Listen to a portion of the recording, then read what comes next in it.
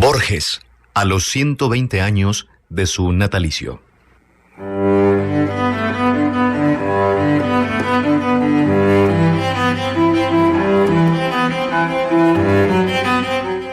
El 24 de agosto de 1899, hace 120 años, nacía Jorge Francisco Isidoro Luis Borges Acevedo, o simplemente Borges, en un suburbio de Buenos Aires. Su familia se trasladó a Suiza en 1914 y él estudió en Ginebra, donde volvería para vivir sus últimos días y ser sepultado en el Cementerio de los Reyes en 1986. Muerte acallada por el bullicio del Mundial de Fútbol que se jugaba en esos días. A los 4 años ya sabía leer y escribir. A los 6 años declaró a su padre que quería ser escritor. Un año después escribió en inglés un resumen de la mitología griega y a los 8 años escribió La visera fatal, un texto para el que se inspiró en un episodio de El ingenioso hidalgo Don Quijote de la Mancha de Miguel de Cervantes. A los 9 tradujo del inglés El príncipe feliz de Oscar Wilde, ya que era bilingüe. Su primera publicación es una reseña de 3 libros españoles escrita en francés para ser publicada en un periódico ginebrino. Publicó varios poemas en la prensa española de 1919 hasta 1921, año en el que su familia regresó a Buenos Aires. Entre estas fechas, la de un nacimiento hace 120 años, y las de los primeros ejercicios de escritura, y la de un sepelio en un aséptico cementerio suizo, se instala la eternidad de un escritor a quien queremos hoy rendirle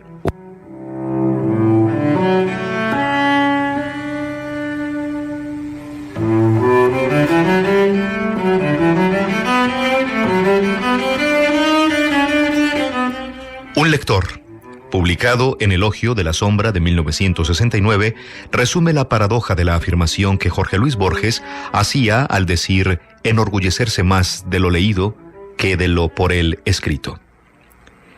Que otros se jacten de las páginas que han escrito. A mí me enorgullecen las que he leído. No habré sido un filólogo, no habré inquirido las declinaciones, los modos, la laboriosa mutación de las letras. La D que se endurece en T, la equivalencia de la G y de la K, pero a lo largo de mis años he profesado la pasión del lenguaje.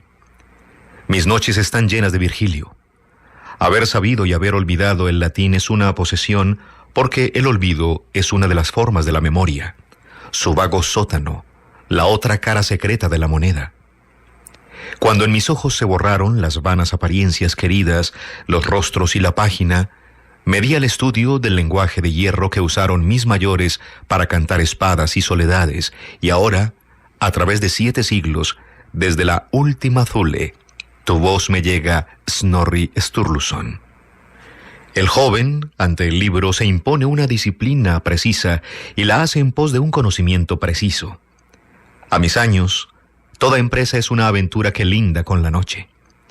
No acabaré de descifrar las antiguas lenguas del norte, no hundiré las manos ansiosas en el oro de Sigurd. La tarea que emprendo es ilimitada y ha de acompañarme hasta el fin, no menos misteriosa que el universo y que yo, el aprendiz.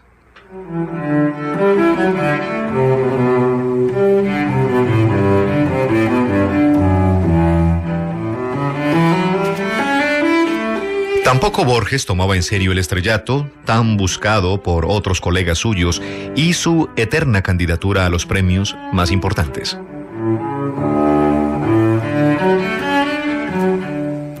Dicen que soy un gran escritor. Agradezco esa curiosa opinión, pero no la comparto.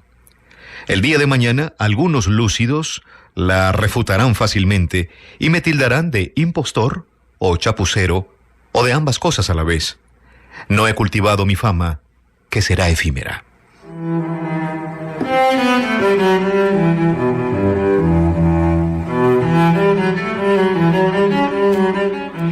Este diccionario borgiano retrata las convicciones personales tan alejadas de las convenciones más populares.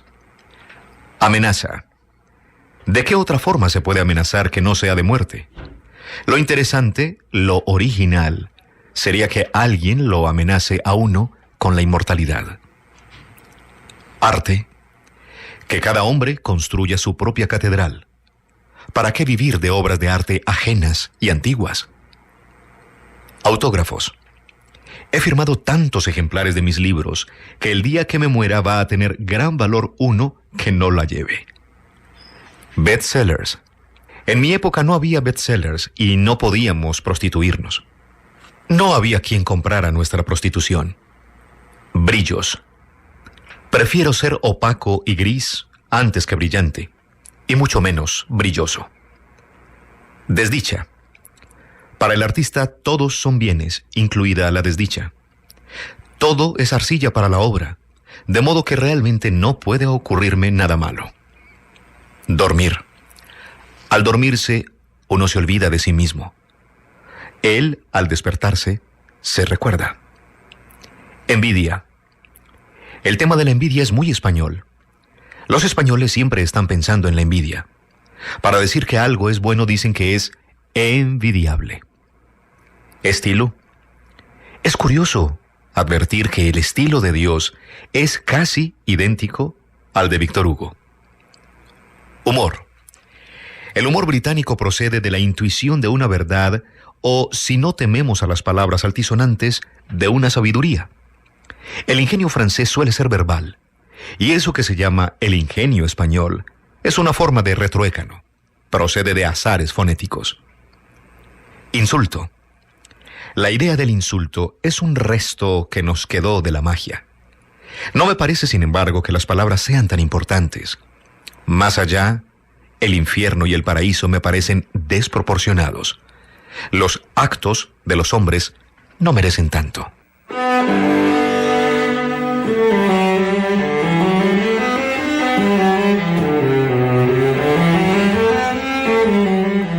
Oficio. Un escritor, un poeta, es una persona que ha aprendido un oficio, expresar emociones, pero es un error que pueda dar buenos consejos. Paella. De las comidas españolas me gusta la paella, sobre todo cuando está bien hecha, es decir, cuando cada grano de arroz conserva su individualidad. Síntesis. Uno se pasa la vida escribiendo libros para escribir una página y escribiendo páginas para escribir una línea. Tango. Tiene un origen infame que se nota. Yo. Toda mi obra es autobiográfica. Yo no puedo inventar personajes como hace Dickens. El único personaje soy yo.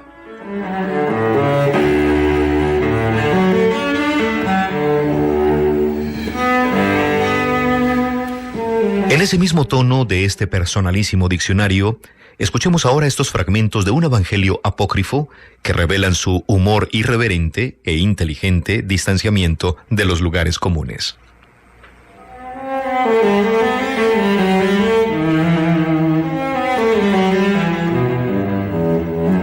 No basta ser el último para ser alguna vez el primero. Feliz el que no insiste en tener razón porque nadie la tiene, o todos la tienen. Bienaventurados los que padecen persecución por causa de la justicia, porque les importa más la justicia que su destino humano. Nadie es la sal de la tierra. Nadie, en algún momento de su vida, no lo es. El que matare por la causa de la justicia o por la causa que él cree justa, no tiene culpa. Los actos de los hombres no merecen ni el fuego ni los cielos. Si te ofendiere tu mano derecha, perdónala. Eres tu cuerpo y eres tu alma, y es arduo o imposible fijar la frontera que los divide. No exageres el culto de la verdad. No hay hombre que al cabo de un día no haya mentido con razón muchas veces. Yo no hablo de venganzas ni de perdones. El olvido es la única venganza y el único perdón. Hacer el bien a tu enemigo puede ser obra de justicia, y no es arduo. Amarlo, tarea de ángeles y no de hombres. Hacer el bien a tu enemigo es el mejor modo de complacer tu vanidad. No acumules oro en la tierra, porque el oro es padre del ocio y de la tristeza y del tedio. Piensa que los otros son justos, o lo serán, y si no es así, no es tuyo el error. Dios es más generoso que los hombres y los medirá con otra medida. Da lo santo a los perros, echa tus perlas a los puercos. Lo que importa es dar. Busca por el agrado de buscar, no por el de encontrar. La puerta es la que elige, no el hombre. No juzgues al árbol por sus frutos, ni al hombre por sus obras. Pueden ser peores o mejores. Nada se edifica sobre la piedra, todo sobre la arena. Pero nuestro deber es edificar como si fuera piedra la arena. Feliz el pobre sin amargura, o el rico sin soberbia. Felices los valientes, los que aceptan con ánimo parejo la derrota o las palmas. Felices los que guardan en la memoria palabras de Virgilio o de Cristo, porque éstas darán luz a sus días. Felices los amados y los amantes, y los que pueden prescindir del amor. Felices los felices.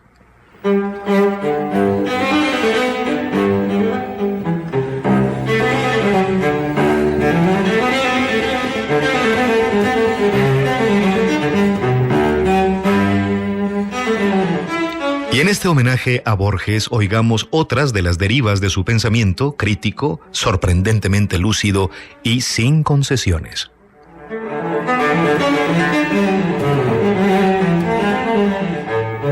Amor. En la pasión el recuerdo se inclina a lo intemporal.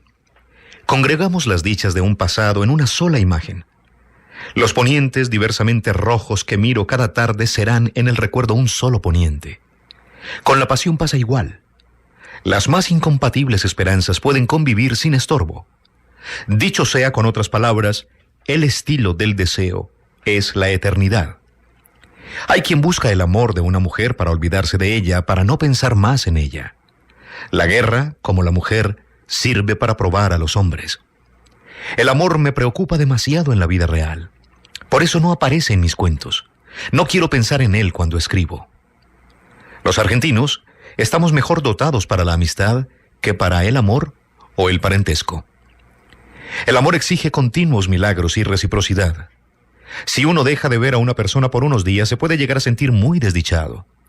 Se siente con mucha intensidad y puede llevar a la desgracia. La amistad, en cambio, puede prescindir de la frecuentación. Con cierta tristeza descubro que toda la vida me la pasé pensando en una u otra mujer. Creí ver paisajes, ciudades, pero siempre hubo una mujer para hacer de pantalla entre los objetos y yo. Enamorarse es producir una mitología privada y hacer del universo una alusión a la única persona indudable. El coito es aquel momento de la dicha en que cada uno es los dos. La unión en que nos perdemos para perdernos luego en el sueño.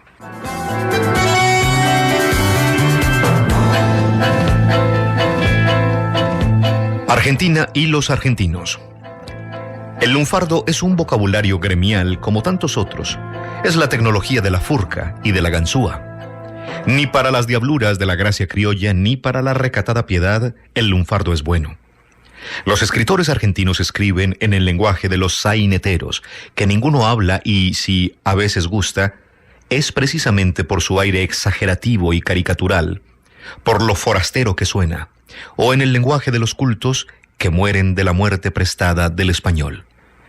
Ser argentino es hoy, 1927, una ocupación descansadísima. Nadie trasueña que tengamos algo que hacer. Pasar desapercibidos, hacernos perdonar esa guarangada del tango, descreer de todos los fervores a lo francés y no entusiasmarse es opinión de muchos. Hacerse el mazorquero o el quichua es carnaval de otros, pero la argentinidad debería ser mucho más que una supresión o un espectáculo. Debería ser una vocación. Cada día que pasa nuestro país es más provinciano y engreído, como si cerrara los ojos. No me sorprendería que la enseñanza del latín fuera reemplazada por la del querandí. El esnovismo es la más sincera de las pasiones argentinas. Los nazis argentinos veneran la raza germánica, pero abominan de la América sajona. Son antisemitas, pero profesan una religión de origen hebreo. Denuncian el imperialismo, pero vindican y promulgan la tesis del espacio vital. Idolatran a San Martín, pero opinan que la independencia de América fue un error. Aplican a los actos de Inglaterra el canon de Jesús, pero a los de Alemania el de Zaratustra. El argentino siente que el universo no es otra cosa que una manifestación del azar. La filosofía no le interesa. La ética tampoco. Lo social se reduce para él a un conflicto de individuos o de clases o de naciones en el que todo es lícito, salvo ser escarnecido o vencido. El lunfardo, de hecho, es una broma literaria inventada por saineteros y por compositores de tangos, y los orilleros lo ignoran, salvo cuando los discos del fonógrafo los han adoctrinado. En la Argentina, los escritores contamos con la total indiferencia del público, lo que significa que no escribimos para quedar bien más que con nuestros íntimos amigos. La indiferencia pública permite al escritor ser exactamente lo que quiere. No tiene por qué torcerse para complacer a ningún grupo, ya que no existen grupos.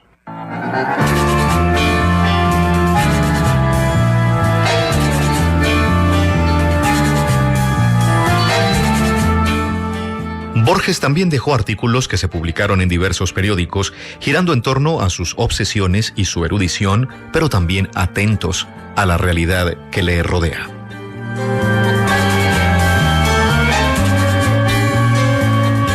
El sueño de Lewis Carroll.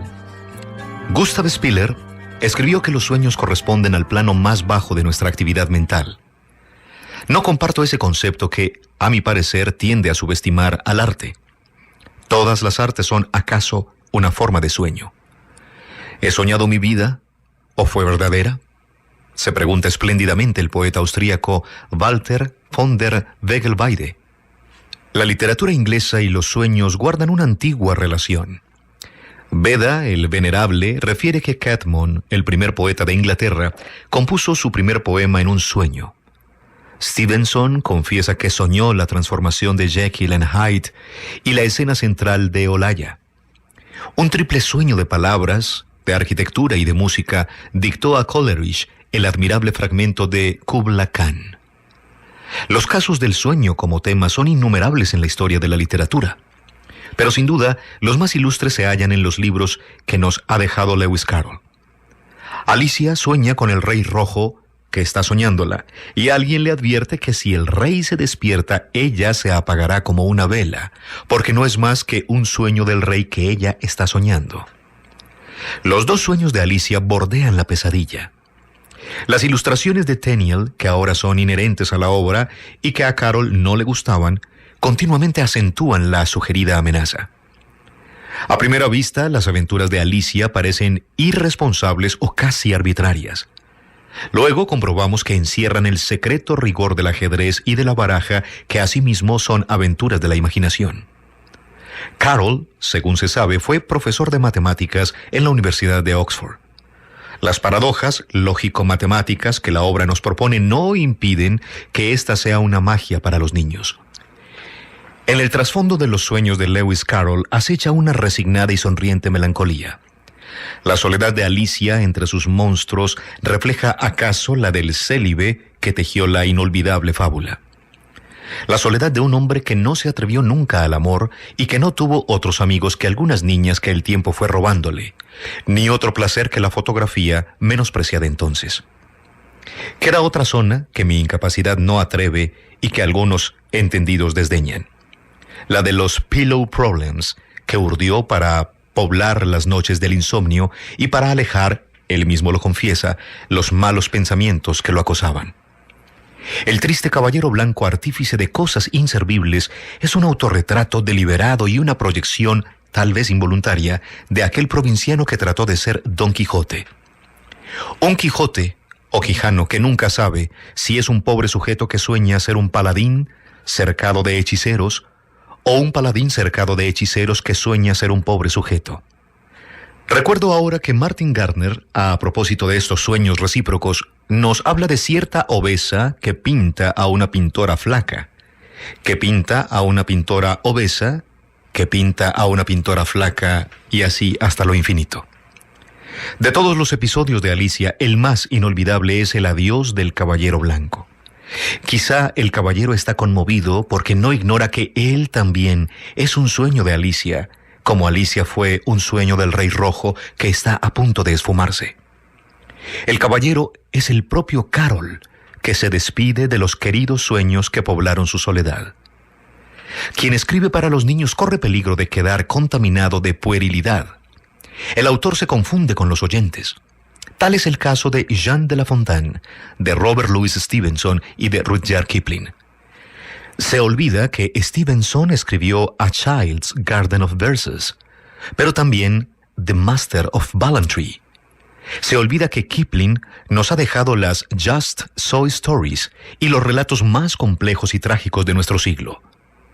En lo que a Carol se refiere, creo que los admirables libros de Alicia pueden ser leídos y releídos según la locución hoy habitual en muy diversos planos. Esos sueños forman parte de nuestra felicidad. Ojalá compartan esa felicidad quienes, más allá de los años y la repetida vigilia, siguen, como yo, volviendo sus páginas.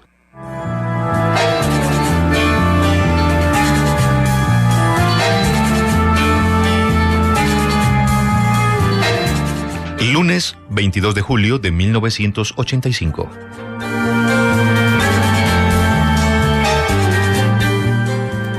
He asistido por primera y última vez a un juicio oral. Un juicio oral a un hombre que había sufrido unos 4 años de prisión, de azotes, de vejámenes y de cotidiana tortura. Yo esperaba oír quejas, denuestos y la indignación de la carne humana interminablemente sometida a ese milagro atroz que es el dolor físico. Ocurrió algo distinto. Ocurrió algo peor. El réprobo había entrado enteramente en la rutina de su infierno. Hablaba con simplicidad, casi con indiferencia, de la picana eléctrica, de la represión, de la logística, de los turnos, del calabozo, de las esposas y de los grillos. También de la capucha. No había odio en su voz. Bajo el suplicio había delatado a sus camaradas. Estos lo acompañarían después y le dirían que no se hiciera mala sangre, porque al cabo de unas sesiones cualquier hombre declara cualquier cosa. Ante el fiscal y ante nosotros enumeraba con valentía y con precisión los castigos corporales que fueron su pan nuestro de cada día. 200 personas lo oíamos, pero sentí que estaba en la cárcel. Lo más terrible de una cárcel es que quienes entraron en ella no pueden salir nunca. De este o del otro lado de los barrotes siguen estando presos. El encarcelado y el carcelero acaban por ser uno. Stevenson creía que la crueldad es el pecado capital. Ejercerlo o sufrirlo es alcanzar una suerte de horrible insensibilidad o inocencia. Los réprobos se confunden con sus demonios. El mártir con el que ha encendido la pira.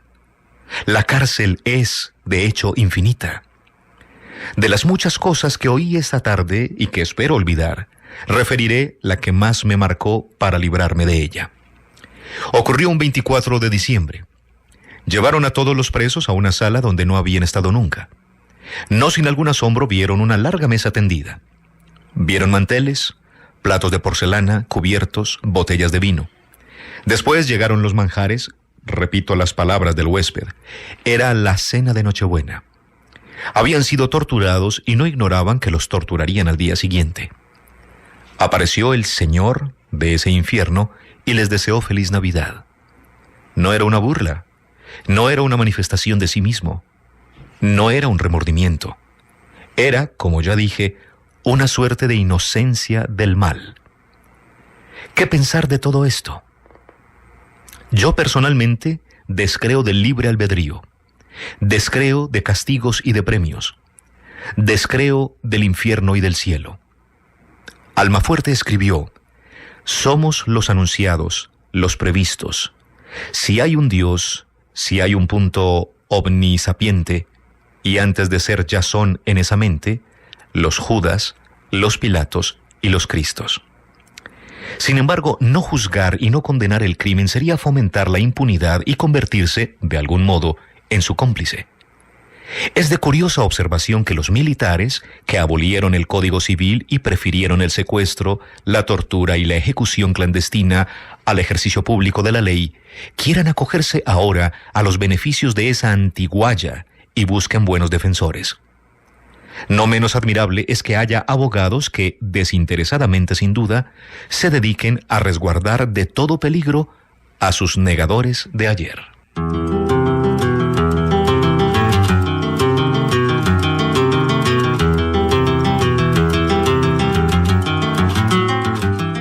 Hoy en Literatura para Oír, Borges, a los 120 años de su natalicio, Argentina.